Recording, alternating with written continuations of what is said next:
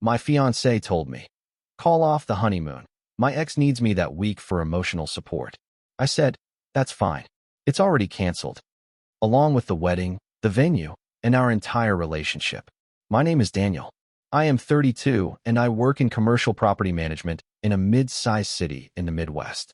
My job is structured and predictable, mostly budgets, maintenance schedules, and tenant negotiations. I keep a steady routine. Early mornings, gym before work, evenings at home reviewing contracts or cooking. I am not impulsive by nature, and I do not make major decisions without planning. My fiancée is Lauren. She is 30 and works in marketing for a regional healthcare company. We have been together for 3 years and engaged for 8 months. We do not own a house yet, but we signed a lease together last spring and share all expenses evenly. The wedding was scheduled for late September, and the honeymoon was booked for the week immediately after. Lauren is outgoing and blunt. That was something I initially appreciated because I tend to be more reserved. Over time, blunt shifted into something sharper. She prides herself on being honest, but often that honesty lands as criticism. She corrects waiters, argues with customer service on speakerphone, and has no issue telling friends that their life choices are inefficient. I learned to filter it out when it was directed at other people. It became harder when it was directed at me. To be clear, there were no obvious red flags about cheating or secret meetings. The issue has always been boundaries, specifically with her ex, Marcus. They dated for 4 years before me and broke up about a year before we met. According to her, they ended because he was emotionally unstable and resistant to commitment. She framed it as her outgrowing him. From the beginning, she insisted they were still friends because she felt responsible for his mental health. I told her I was not comfortable with constant one-on-one dinners or late-night phone calls. She said I was being insecure and that adults should be able to maintain mature friendships. I did not argue endlessly. I set a clear boundary that I was fine with occasional contact, but not emotional dependency. For the most part, she adjusted. Or at least I thought she did. The wedding planning was not fun, but it was manageable. I handled the practical stuff, deposits, hotel blocks, timelines, because that is how my brain works. Lauren handled aesthetics and social politics, which mostly meant picking fights with vendors and then telling me I was lucky she had standards. If a florist did not respond in an hour, she would send a follow-up that sounded like a performance review. If I suggested we let something go, she would say I loved mediocrity and that she refused to have a mediocre life. The only part one pushed back on early was Marcus being anywhere near the wedding. She did not ask to invite him, but she kept mentioning how awkward it would be if he found out later and felt abandoned. That was her favorite word for him, abandoned, like he was a stray dog she fed once and now had a permanent claim on her time. I told her I did not want him involved at all. She rolled her eyes and said I was threatened by a guy who could not even hold a relationship together. 2 months ago, we had our first serious argument about it. I came home from work and she was in the kitchen on FaceTime with him. Not a quick call. It had been going long enough that she was barefoot, wine poured, leaning on the counter, doing the soft voice she rarely uses with me. When she saw me, she turned the phone away like a teenager hiding something. I waited until she hung up. I asked what was going on. She shrugged and said he was spiraling again and that she was the only person who understood him. I told her I understood helping a friend, but I did not understand why it had to be private and why it always happened at night. She said because he had a job and because I make everything weird. I did not raise my voice. I told her my boundary again. No secret emotional partner stuff. No late-night therapy sessions. No acting like his stability was her responsibility. She laughed, actually laughed, and said it was cute that I thought I could manage her relationships like a project. Then she said something that stuck with me. If you cannot handle me caring about people, you should not marry me. I went to bed that night feeling like the conversation had ended, but the problem had not. The next shift happened about 3 weeks before the wedding. Most deposits were already paid. The venue was secured, catering locked in, photographer contracted. We were past the point where canceling would mean losing money. I am aware that this sounds relevant because it is. Lauren started mentioning Marcus more frequently again. Not in a dramatic way, just small insertions into normal conversations. She would say he was having a hard month. She would mention that his birthday was coming up and that he hated celebrating alone. She said he still struggled with feeling left behind. I listened, but I did not engage. I had already drawn my line. If she wanted to help him in reasonable ways, fine. I was not going to police casual check-ins. What I was watching for was dependency. The real moment came on a Sunday afternoon. We were at our apartment, sitting at the dining table reviewing final numbers for the honeymoon. We had booked 10 days overseas. Flights were paid. Hotels were non-refundable at that stage. I was going over the travel insurance details when she said she needed to talk to me about something. Her tone was calm, almost clinical. That is usually how she frames things when she expects resistance. She said Marcus had recently gone through a breakup. Apparently, the woman he had been seeing left him abruptly. Lauren said he was not handling it well and had reached out to her for support. I asked what that meant in practical terms. She said he wanted her physically present for a few days because he felt isolated. I asked when. She said the week of our honeymoon. She did not look embarrassed. She looked annoyed that I was not immediately understanding. She said it would only be for part of the week and that we could reschedule the trip. She reminded me that marriage was about flexibility and compassion. Then she said something that clarified everything for me. He needs me that week. The honeymoon can wait. I remember feeling very still. Not angry. Not loud. Just clear. Because in that sentence she had ranked priorities. And I was not first. The next morning I canceled everything. I did not threaten it. I did not announce it. I woke up at 6 like usual, made coffee, opened my laptop, and started with the venue. The contract allowed cancellation with forfeiture of the deposit. I accepted that loss. Then catering. Then the photographer. Then the airline credits, which at least gave partial value for future travel. The honeymoon hotels were non-refundable, but that was the cost of clarity. By 9:30, the wedding was functionally over. Lauren was still asleep when I finished sending the final confirmation emails. I transferred my half of the remaining joint wedding fund back into my personal account and left a detailed spreadsheet outlining every cancellation fee and remaining balance. No theatrics, just math. When she woke up, she found me at the dining table again. Same place as the conversation the day before. She immediately started where she had left off. She said she had been thinking and that we needed to call off the honeymoon because Marcus needed her that week for emotional support. She framed it as temporary. She said we could push the trip back a few months once he stabilized. She said I was supposed to be secure enough to understand that her loyalty to people does not disappear just because she is getting married. I let her finish. Then I told her that was fine. The honeymoon was already canceled. She blinked like she misheard me. I added that the venue was canceled. The vendors were canceled. The officiant was canceled. There was no wedding to reschedule. Her face shifted from confusion to anger in under 5 seconds. She asked what I meant. I told her clearly that I had taken her priorities seriously. If her ex required physical presence during the 1 week that was supposed to mark the start of our marriage, then we were not aligned enough to marry. She accused me of being dramatic. She said I had no right to make unilateral decisions. I told her I agreed, which is why I was not asking permission to end a relationship where I ranked second. For the first time since I met her, she did not have a quick comeback. The relationship ended that same morning. There was no dramatic screaming match. Lauren escalated quickly, but I did not follow her there. She moved from accusing me of overreacting to accusing me of trying to punish her. She said canceling everything without a joint discussion proved I was controlling. I let her talk. Then I walked her through the logic. I reminded her that I had clearly stated my boundary months ago. No emotional dependency with Marcus.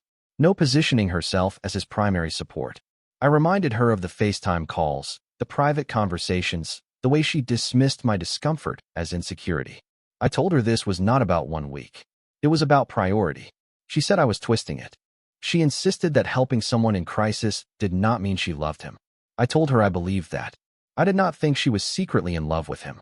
I thought she needed to feel indispensable to him, and that need outweighed respect for our relationship. That is when she shifted tactics. She said fine, she would tell him she could not come. She said she would cut back contact if that is what it took. She said I was blowing up a future over something fixable. I asked her one direct question. If I had not canceled anything this morning, would you have still planned to go to him that week? She hesitated. It was not a long pause, maybe 2 seconds, but it was enough. She finally said yes, because he asked first, and because she did not think I would actually leave over it. That was the moment the engagement ring came off. I did not snatch it. I did not demand it. I simply told her that we were not getting married and that I would not stay in a relationship where my presence was negotiable. I explained that I had already contacted the leasing office to ask about early termination options or transferring the lease solely to one of us. I would cover the penalty if needed. Clean exit. She called me cold. She said I was proving her point that I lack emotional depth. I told her I prefer stability over chaos. By noon, we were no longer a couple. I moved out within 4 days. The lease was in both our names, but the leasing office confirmed we could terminate early with a penalty equal to 2 months' rent. I offered to cover the full penalty myself. I did that deliberately so there would be no financial entanglement or leverage later. Lauren argued that I was being extreme and that we could just coexist until the lease ended. I declined. Living together after a broken engagement would only create more friction. I took a week off work. I packed methodically. Furniture we bought jointly was listed and sold, and the money was split evenly. Items one of us purchased individually stayed with that person. I documented everything with photos and simple written confirmation so there would be no dispute later. It was not emotional. It was administrative. Lauren shifted between anger and negotiation. One evening she tried to soften her tone and said we were throwing away 3 good years over pride. I corrected her. We were ending it over alignment. She said I was incapable of compromise. I told her compromise does not apply to being second place in your own marriage. On the 4th day, I signed a short-term rental across town. Smaller place, month to month. I hired movers for the larger items and left the keys with the leasing office after a final walkthrough. I sent Lauren a brief message confirming utilities were closed and the security deposit disposition would be mailed to her. Then I blocked her number. I also blocked her on social media. Not to be dramatic. To prevent the slow bleed of half conversations and late night just checking in messages. I informed close friends and family that the wedding was canceled and that I would not be discussing details beyond saying we were not compatible. The silence afterward was immediate. For the first time in months, there were no notifications about Marcus, no tense conversations about boundaries, no feeling of competing with a ghost from her past. Just a quiet apartment and a very clear line. I did not feel devastated. I felt resolved, and that surprised me the most. About a week after I moved out, the messages started coming through other channels. Since I had blocked her number and social media, Lauren switched to email. The first one was short and sharp. She accused me of humiliating her in front of family and friends by canceling everything without warning. She said people were asking questions she should not have to answer. I read it once and did not respond. Then came a longer one. She wrote that Marcus had stabilized and that she had told him she could not be his primary support anymore.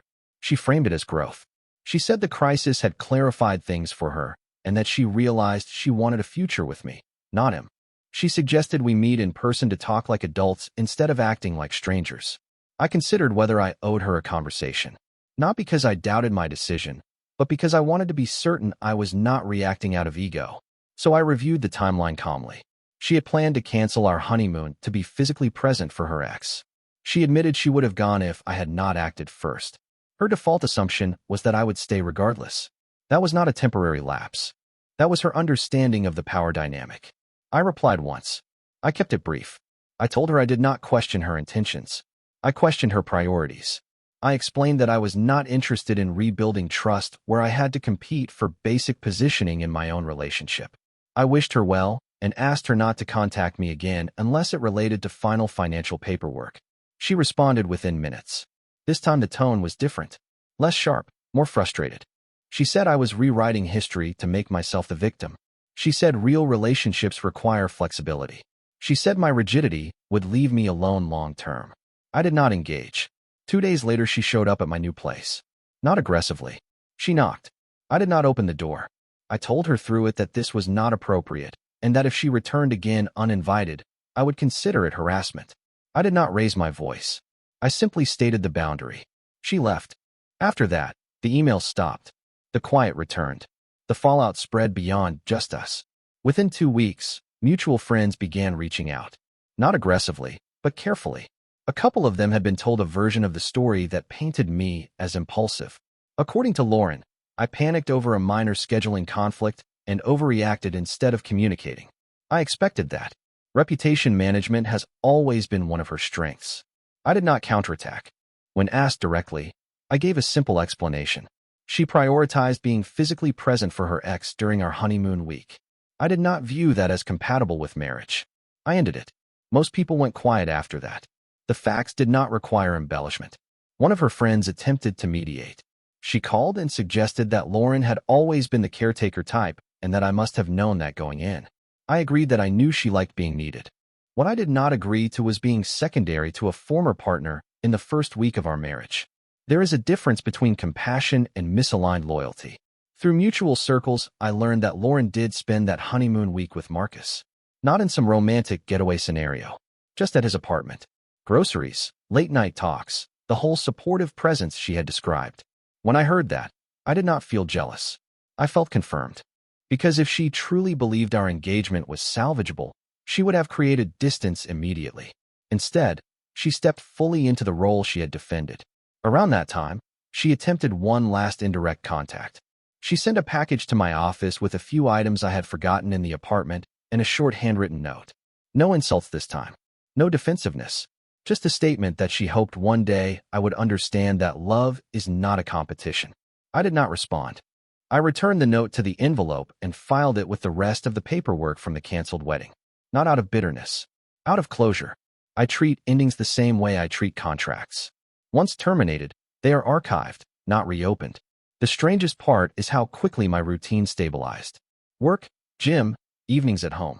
The drama was gone. And with it, the constant negotiation for position. For the first time in a long while, I did not feel like I was sharing my future with someone who still belonged to her past. About a month after everything ended, I ran into Lauren at a mutual friend's engagement party. I debated not going, but avoiding public spaces indefinitely felt unnecessary. I was not hiding. I arrived, congratulated the couple, and kept conversation surface level.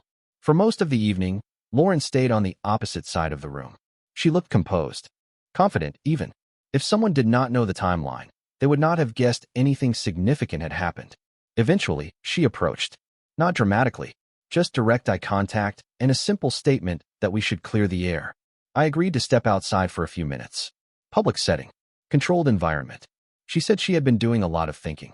She told me Marcus had started dating someone new and was doing better. There was a tone underneath that, something almost resentful. She said she realized she had overextended herself for him for years and that I was the only person who had ever called her out on it. I listened. Then she said something interesting. She said she had expected me to fight harder, to argue more, to try to win her back from her own instincts. She framed my decisiveness as abandonment. According to her, love means pushing through someone's worst tendencies, not stepping away from them. I told her calmly that I am not interested in raising a partner. I am interested in building with one. I did not leave because she cared about someone. I left because she made it clear I was negotiable. She asked if there was any version of events where I would reconsider. I answered honestly, no, not because I hated her, not because I wanted revenge, but because once I saw how she ranked priorities under pressure, I believed her. She looked frustrated, but not surprised. I think part of her knew that I was not bluffing the morning I canceled everything. We walked back inside separately. I stayed another hour, then left without saying goodbye to her. That was the last time we spoke. It has been 8 months since I canceled the honeymoon, the wedding, and the relationship in the same morning.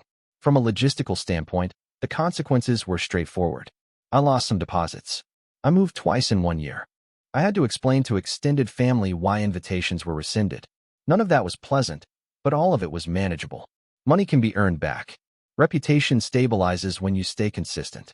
What stayed with me longer was the clarity of that moment at the table. When Lauren said he needs me that week, she expected negotiation. She expected compromise. She expected me to adjust around her sense of obligation. What she did not expect was that I would take her statement at face value and make a decision accordingly. I do not think she was a villain. She was not secretly plotting to run back to her ex. She genuinely believes that being indispensable is proof of love. The problem is that she wants to be indispensable to everyone at the same time. That sounds generous on the surface, but in practice it creates instability. Someone always ends up second. I refuse to be that someone. Since then, I have dated casually but slowly. I am more attentive to how someone handles boundaries, not just with exes, but with work, friends, and family. When conflict arises, I pay attention to who gets prioritized under pressure. Words are flexible. Actions are not. Occasionally I hear updates about Lauren through mutual acquaintances. Nothing dramatic. She moved apartments. She changed jobs. Marcus is no longer a daily topic, which is ironic. I do not feel anger when I hear her name.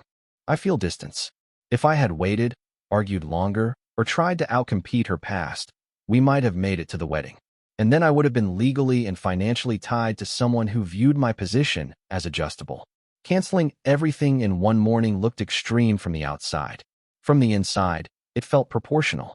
Sometimes the cleanest decision is the one that leaves no room for reinterpretation later.